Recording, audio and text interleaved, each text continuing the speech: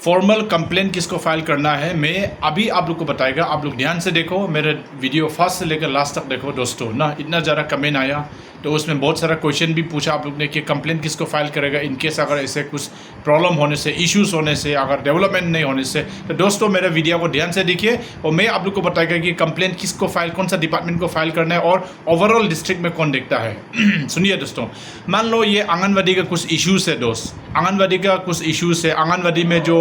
जैसे कि कोई सेंट्रल से, स्टेट से कोई भी कुछ स्कीम आता है, तो अगर मैं उसमें अगर गड़बड़ होता है आंगनबाड़ी का इश्यूज़ को लेकर, तो आंगनबाड़ी के हेड है आपका डिस्ट्रिक्ट का CDPO ना। आप लोग सीधा जाकर आप लोग CDPO को कंप्लेंट फाइल करना है। आप लोग का कुछ भी आंगनबाड़ी का रिलेटेड अगर कुछ भी हो, आप लोग अपना ही सुपीरियर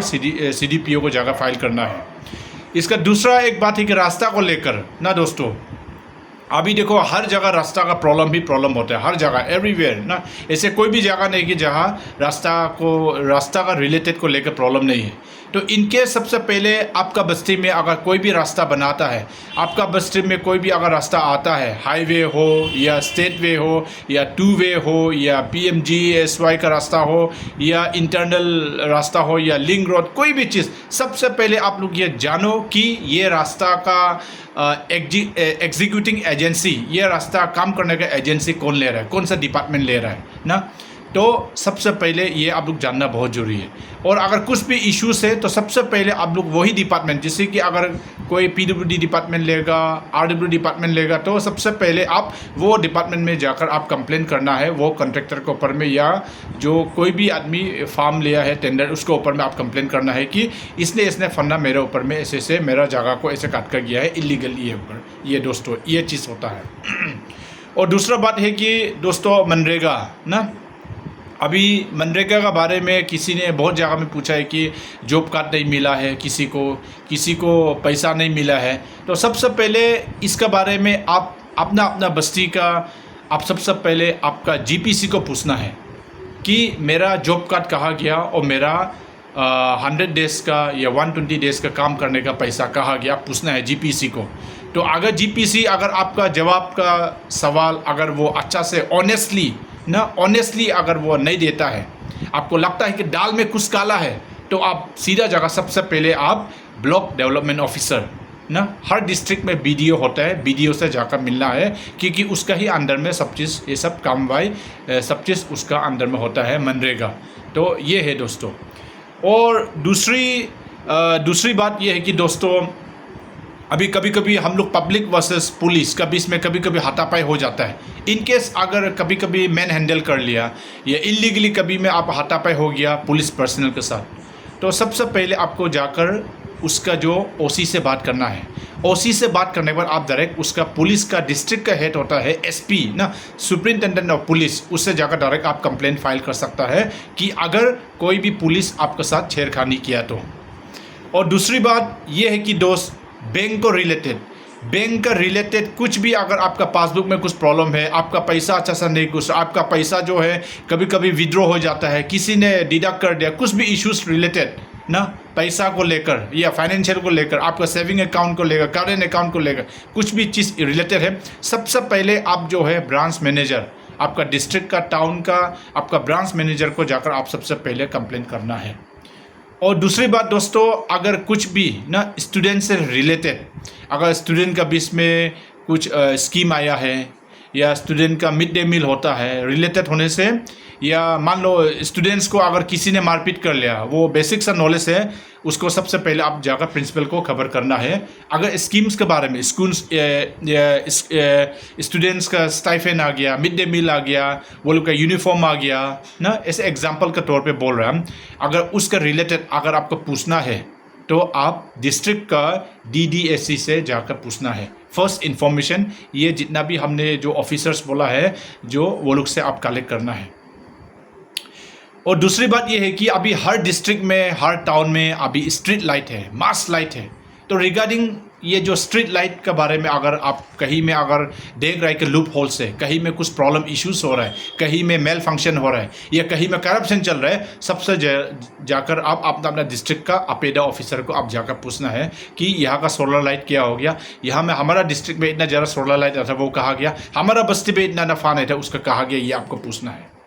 और रिगार्डिंग चावल को लेकर बहुत से आदमी ने पूछा है कि क्या करेगा, राशन कार्ड नहीं मिला, चावल ये था इतना नहीं मिला। तो सबसे पहले आप जो है आपका फेयर प्राइस शॉप जो चलाता है ना, वो जो चलाता है आपका बस्ती में, आपका टाउन में जो चलाता है, अर्बन में, रूरल में, उसको जाकर सबसे पहले आप पूछना है कि मेरा राशन कार्ड आपने क्यों नहीं दिया, और हमको जबकि इतना केजी चावल देना था आपने इतना केजी चावल क्यों नहीं दिया, हमको इतना इतना दिन में हमको देना चाहिए। अगर वो रिस्पॉन्स नहीं करता है तो आप district food and civil supply officer होता है हर डिस्ट्रिक्ट में, सबसे पहले आप फर्स्ट हैंड कंप्लेन उसको फाइल करना है ना, उसको जाकर फाइल करना है, district food civil supply officer को फाइल करना है। तो अकॉर्डिंगली उसके बाद अगर कुछ करप्शन होता है तो छोटा मिसलेनियस छोटा मोटा होने से वहाँ तक सॉल्व हो जाएगा। अगर क्राइम ज़रा सीरियस इन नेचर है तो मैंने जो लास्ट टाइम जो वीडियो में बोला ऐसा ना,